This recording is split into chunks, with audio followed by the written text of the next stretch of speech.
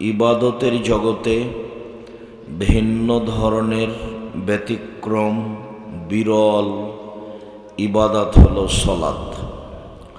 সলাত এমন একটি ইবাদত যার উপরে নির্ভর করে অন্যান্য ইবাদত। সলাত যদি কবুল হয় তাহলে বাকি ইবাদত কবুল হবে, আর সলাত যদি কবুল না হয় তাহলে বাকি ইবাদত বাতিল বলে গণ্য হবে, আর কোনো ইবাদত কবুল হবে না।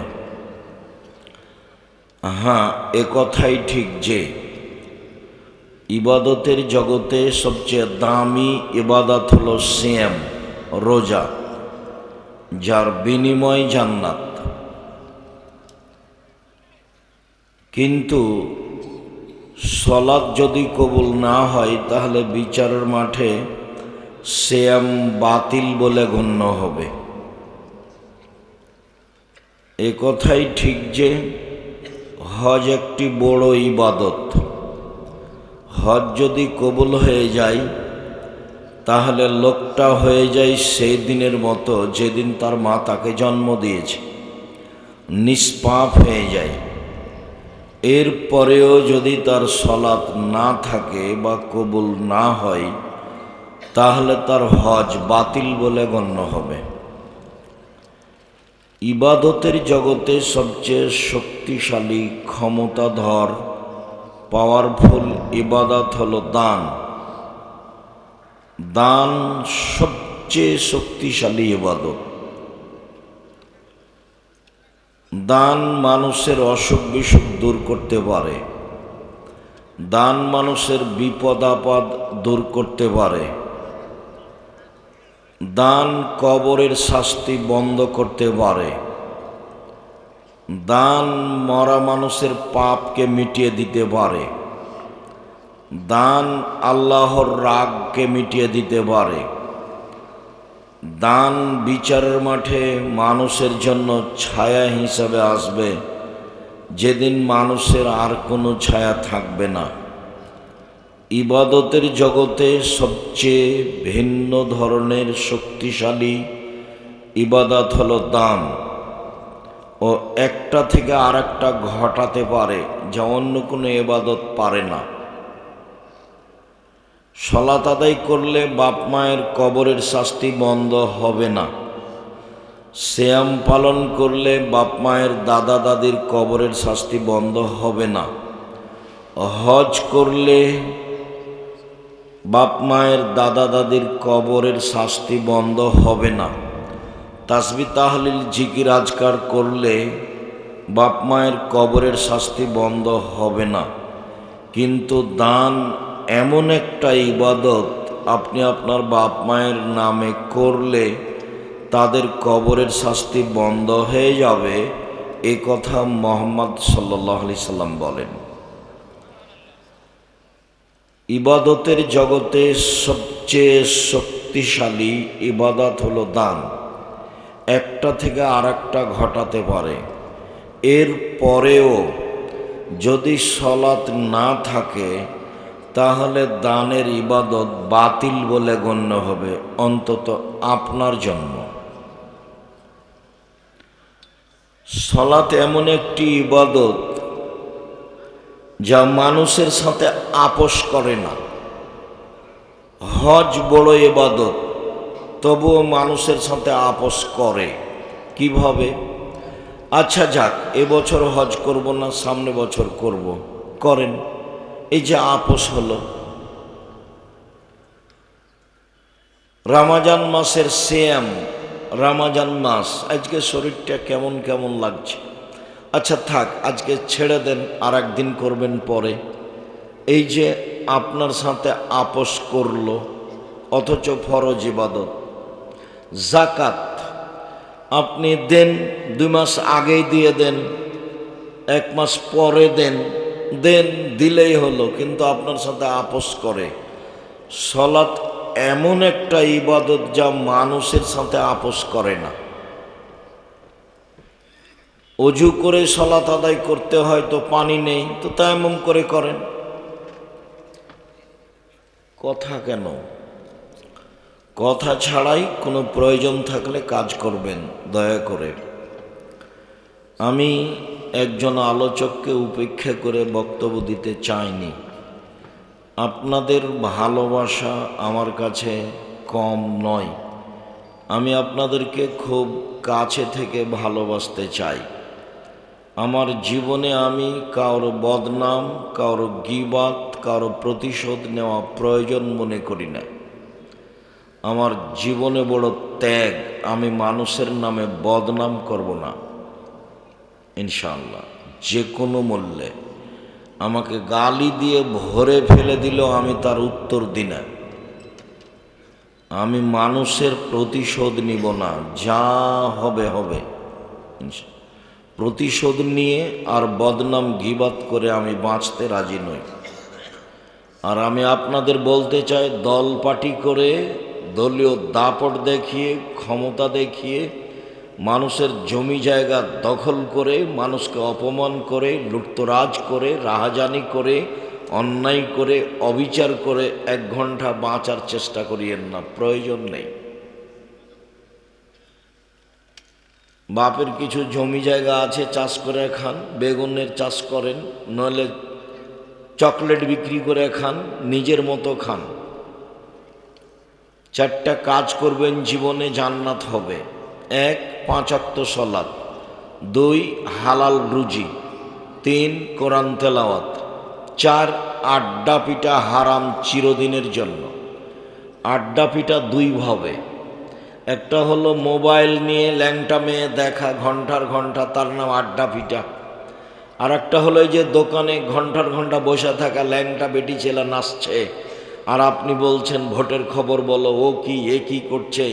শয়তানি কথা, নোংরামি কথা, বেহায়াই কথা, লজ্জাহীন কথা, বদনাম গীবাত দিন রাত আর একজনের করছেন। এগুলো থেকে বেঁচে থাকেন, জান্নাত হবে ইনশাল্লাহ। ভুল করে একদিন কারোর ব্যাপারে একটা কথা বলেছেন, আজীবন তাহাজ্জুদ পড়ে সফল হওয়া যাবে না, একটাই ভারী হয়ে যাবে, অনেক ভারী হবে।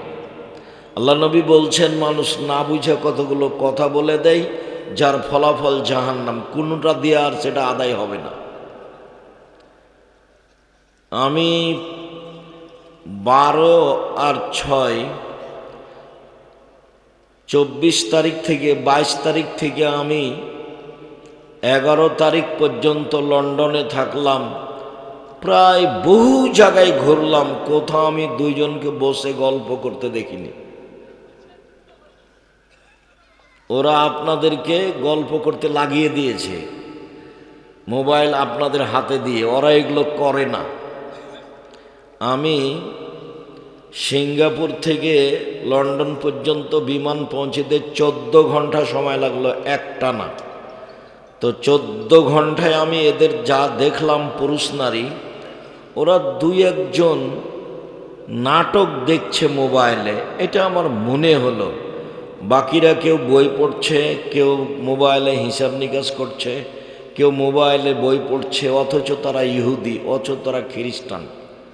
আমার অনুমান হলো যে আমি সিঙ্গাপুর থেকে লন্ডন যাওয়া পর্যন্ত বিমানে ইহুদি খ্রিস্টান ছাড়া আর কোনো মানুষ ছিল না। আসার দিনও আমাকে তাই মনে হলো। তো আমার মনে হলো ফলাফলে যে মুহাম্মদ সাল্লাল্লাহু আলাইহি সাল্লামের চালচলন, সামাজিকতা ওরা নিয়ে নিয়েছে, আর সামাজিকতার অন্যায় অবিচার এদের উপরে চাপিয়ে দিয়েছে, মুসলমানের উপরে, যেটা ছিল জাহেলিয়াত। মারো, ধরো, দাগাবাজি করো, দাঙ্গামা হাঙ্গামা করো। বাঙালিরা এখন বলছে, বাংলাদেশের লোক, যে এখন বিবাহ করলো চাঁদা দিতে হবে। এই বিবাহ করবি কেন, চাঁদা দে আগে। নোংরামি কত! ছেলে মেয়ে কেন মানুষ করছেন? আপনাকে তো আমি কোনোদিন ভালো বলিনি। আপনাকে দেখলে আমাকে খারাপ লাগে যখন আপনি বলে না রাস্তাঘাটে আহাল পরিবারের সামনে, ছেলেটা আমার খুব মেধাবী, গোল্ডেন পেয়েছে, ছেলে আমার খুব ভালো রেজাল্ট করেছে, ছেলে আমার বুয়েটে পড়ে, বড় ডাক্তার করব, বড় ইঞ্জিনিয়ার করব। ভালো, বড় ডাক্তার ওই সব কোম্পানির ওষুধ লিখে যে কোম্পানি তাকে টাকা দিয়েছে। তা আপনি ওকে মানুষ করলেন কেন? ও তো পশু, ও তো গরু ছাগল। বুঝেও বুঝে না ওরা, অন্তর আছে বুঝে না, দেখেও দেখে না ওরা, চক্ষু আছে দেখে না, শোনেও শোনে না ওরা, কান আছে শোনে না। উলাইকা কাল আনাম, তারা পশু প্রাণীর মতো, তারা গরু ছাগলের মতো, তারা কুকুর শ্রীগেলের মতো, বালহুম আযাল, বরং তার চেয়ে খারাপ। আপনার ছেলে ডাক্তার হওয়ার পরে, ভালো ঔষধ জানার পরে, অন্য কোম্পানি টাকা দিয়েছে মর্মে যদি ঔষধ লিখে থাকে, তাহলে কুকুরের চেয়ে খারাপও। ওকে কেন মানুষ করেছেন? ওকে কেন মানুষ করেছেন? কে বলল ও মেধাবী? জাতির কি করতে পারে? প্রত্যেক দিন বাংলাদেশে সকালে উঠে বাংলাদেশের ছেলে মেয়ে বলছে, ও কালিমা তোমার আকাশ, ও কালিমা তোমার বাতাস। আপনার ছেলেও বলছে।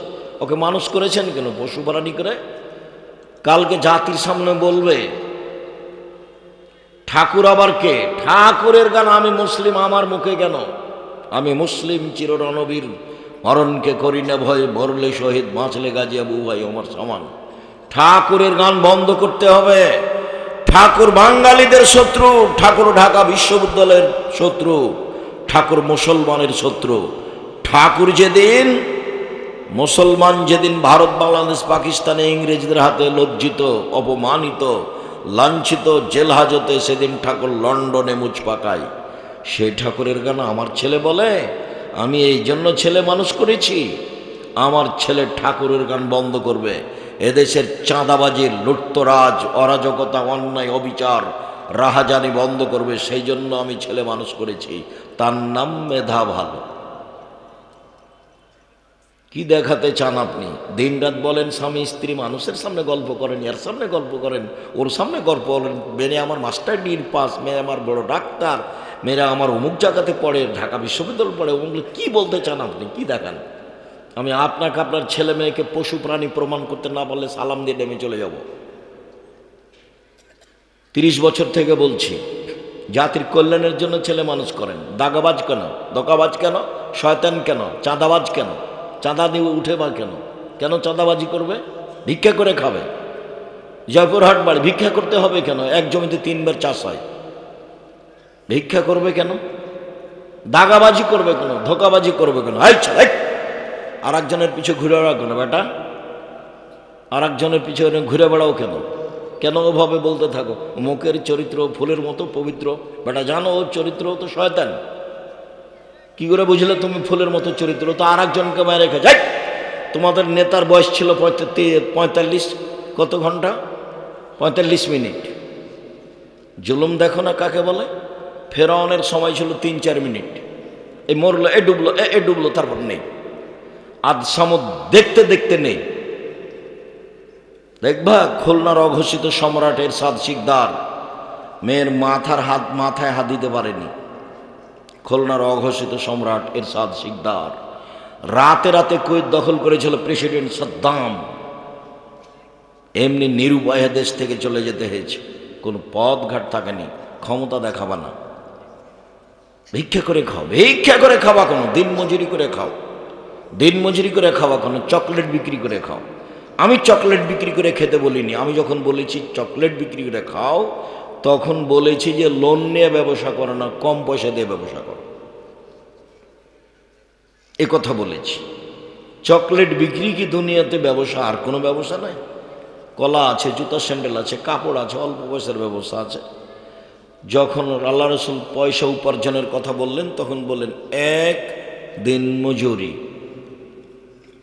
2 চাকরি, 25 দিনে টাকা শেষ হবে। আর দিন মজুরি মানে সন্ধ্যায় টাকা শেষ হবে। 3 জমি চাষ, মানে সমান সমান না হয় লস।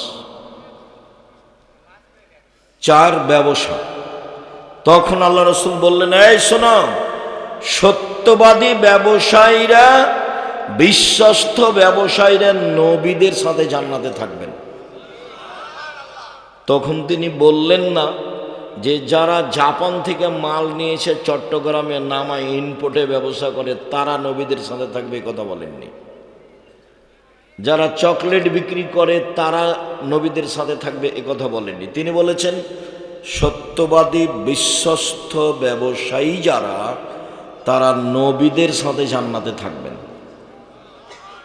আবারও বলছে, পৃথিবীর ব্যবসায়ীরা শোনো, ইন্না তিজারা এহজরুল কিদওয়াল হালাল, ব্যবসাতে মিথ্যা কথা চলে আসে, কসম চলে আসে।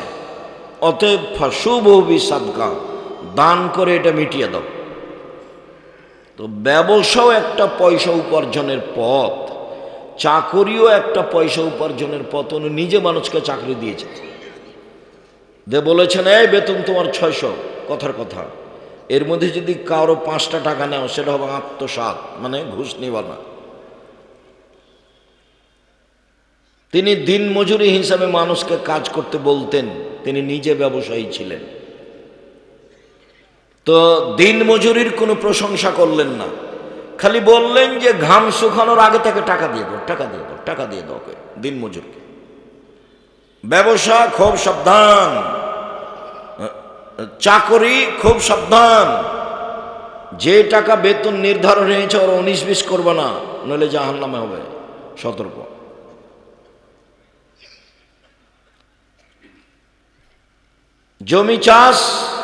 জমি চাষ করো কেন? ওতে অন্তর শক্ত হয়ে যায়। এসব জিনিস কঠিন জিনিস, গরু ছাগলের পিছনে থাকতে হয়, ভীরু হয়ে যায়। নিন্দা করছে ব্যবসা। এই সত্যবাদী ব্যবসায়ীরা শোনো, বিচারের মাঠে নবীদের সাথে থাকতে বাবা, ইব্রাহিমের সাথে থাকার সুযোগ হবে সত্যবাদী। আমি বলিনি এই কথা মোহাম্মদ সাল্লাল্লাহু আলাইহি সাল্লাম বলেছে। অথচ উপার্জনের পথ 4টে: 1 দিনমজুরি, 2 চাকরি, 3 জমি চাষ, 4 ব্যবসা। ব্যবসা করে খান, দাগাবাজি করেন কেন? চাঁদাবাজি করেন কেন? আপনার ছেলে চাঁদাবাজি করে কেন? আপনার ছেলে জাতির জন্য বোঝা, ও মানুষের মায়েরা খায়, ও দল করে, ও দাপট দেখায়, মানুষকে জেল হাজতে দেয়, ক্ষমতা দেখায়। ওটা করে কেন আপনার ছেলে? ওকে এই জন্য মানুষ করেছেন। ও কি পড়েছে ছাই? পশু প্রাণীর মতো দুনিয়াতে মানুষের প্রতি সাথে অন্যায় করে বেড়াই। বলছিলাম সম্মানিত দিনী ভাই বোন, দান শক্তিশালী ইবাদত। এর পরেও যদি সলাৎ কবুল না হয় তাহলে তার দান বাতিল বলে গণ্য হবে। ইবাদতের জগতে ভিন্ন ধরনের বিরল ইবাদত সলাৎ। অজু করে সলাৎ আদায় করতে হয়, পানি নেই, তায়াম্মুম করে করতে হবে, মাটি নেই, অজু তায়াম্মুম ছাড়াই সলাৎ আদায় করতে হবে। কেবলার দিকে মুখ করে সলাৎ আদায় করতে হয়, কেবলা বোঝা যায় না, এমনিতেই পড়তে হবে। দাঁড়িয়ে সলাৎ আদায় করতে হয়, দাঁড়িয়ে থাকা যায় না, বসে থেকে করতে হবে। বসে থাকা যায় না, শুয়ে থেকে করতে হবে। পরিষ্কার কাপড় পরে সলাৎ আদায় করতে হয়, পরিষ্কার নেই, যেই কাপড়ে পেশাব পায়খানা লেগে আছে সেই কাপড় পরেই সলাৎ আদায় করতে হবে। পরিষ্কার অপরিষ্কার কোনো কাপড়ই নাই, উলঙ্গ হয়ে আছেন পুরুষ নারী, কাপড় ছাড়াই আছে, নামাজের টাইম হয়ে গেছে, এই সময়তেই তাকে নামাজ পড়তে হবে, পড়তেই হবে। পৃথিবীর এক ভিন্ন ধরনের ব্যতিক্রম ইবাদত, মানুষের সাথে আপোষ করে না, মানুষের রোগ ব্যাধি বুঝে না। মানুষ পানিতে আছে না, আকাশে আছে না, গাড়িতে উঠে আছে, শিকল ধরে আছে, ঠেল মানে না, দাঁড়িয়ে আছে, সলাতের টাইম হয়ে গেছে, এইভাবেই পড়তে হবে। পৃথিবীর ব্যতিক্রম ইবাদত সলাত। সম্মানিত দিনী ভাই বোন, অলসতা করে সলাৎ ছেড়ে দিলে ইমাম আহমদ বিন হাম্বল রাহিমাহুল্লাহ বলেছেন ওকে জবে করতে হবে, মেরে ফেলে দিতে হবে, হত্যা করতে হবে। ইমাম আবু হানিফা রাহিমাহুল্লাহ বলেছেন ওকে জেলখানায় বন্দি করে পিটিয়ে সলাৎ আদায় করাতে হবে। বর্তমানে আরবি বিদ্বানগণ বলছেন যে স্বামী সলাৎ আদায় করে, স্ত্রী করে না, স্ত্রী করে স্বামী করে না, তাহলে বিভাগ কেটে গেছে। চেয়ারম্যান মেম্বার লাগে না, খাতা কলম লাগে না, কাজই লাগে না, এমনিতেই গেছে। তারা আরও বলছে যে অবস্থায় মারা গেলে তার জানাজা হবে না। তারা আরও বলছে যে মারা গেলে তার জানাজা তো হবে না, হবেই না, তার কাফন দাফন মুসলমানের কবরস্থানে হবে না, ওকে হিন্দুদের শ্মশান ঘাটে ফেলে দিতে হবে। তারা এইভাবেই কলম ধরেছে। ইবাদতের জগতে ব্যতিক্রম ইবাদত সলাত। মহান আল্লাহ বলেন, ফাকিমুস সালাতা ওয়া আতুজ যাকাতা, তোমরা সলাত আদায় করো, যাকাত প্রদান করো, আদেশ। মহান আল্লাহ বলেন, ফাসল্লি লিরাব্বিক ওয়ানহার, মুহাম্মদ সাল্লাল্লাহু আলাইহি সাল্লাম আপনি সলাত আদায় করুন, কুরবানি করুন। মুহাম্মদ সাল্লাল্লাহু আলাইহি সাল্লাম আপনি সলাত আদায় করুন, কুরবানি করুন, আদেশ। আব্দুল্লাহ ইবনে উমর বলেন, রাসূল সাল্লাল্লাহু আলাইহি সাল্লাম বলেছেন, ইসলামের ভিত্তি হলো 5টা, যার উপরে ইসলাম নির্ভর করে, একজন মানুষের ঈমান নির্ভর করে। 1, আমি সাক্ষ্য দিচ্ছি এ বলে যে আল্লাহ ছাড়া কোনো মাবুদ নেই, মানে শিরক করা হবে না, মানে জন্ম দিবস, মৃত্যু দিবস, মা দিবস, বাপ দিবস, পায়খানা দিবস কোনোটাই গ্রহণ করা হবে না, সব বাতিল। আমি সাক্ষ্য দিচ্ছি আল্লাহ ছাড়া কোনো মাবুদ নেই, মানে শিরক বাতিল, চিরদিনের জন্য শিরক বিদায় নিয়েছে, কোনো জায়গাতে শিরক করা হবে না, সব বাতিল। আমি সাক্ষ্য দিচ্ছি আল্লাহ ছাড়া কোনো মাবুদ নেই।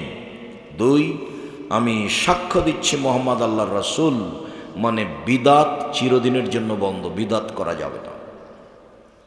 যেটুকু ইবাদত করবেন সেটুকু আগে প্রমাণ হতে হবে রাসূল করেছেন কিনা।